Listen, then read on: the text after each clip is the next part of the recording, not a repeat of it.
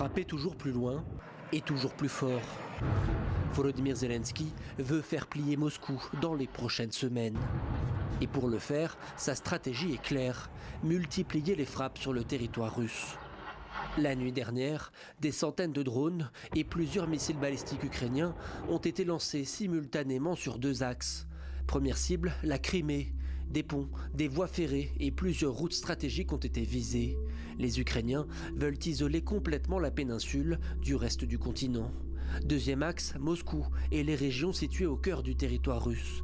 Cette fois, les frappes se concentrent sur les raffineries et les infrastructures énergétiques.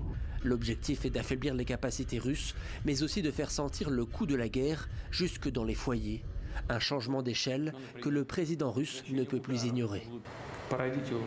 Des frappes contre les infrastructures russes sont menées dans le but, à tout le moins, de semer le doute parmi nous quant à notre propre force, de provoquer une division au sein de la société russe. Vladimir Poutine reconnaît même à demi-mot les pénuries de carburant qui s'étendent à travers le pays.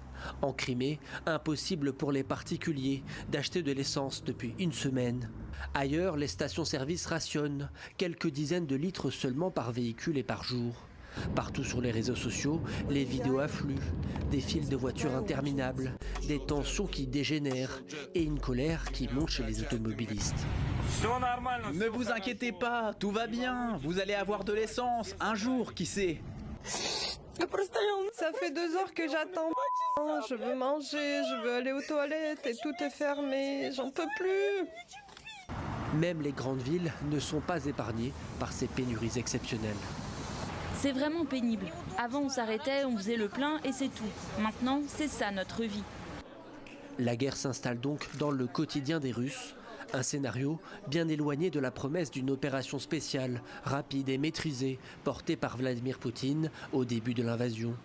La suite dépend désormais d'une seule décision. Le président russe choisira-t-il la fuite en avant militaire ou le cessez-le-feu ?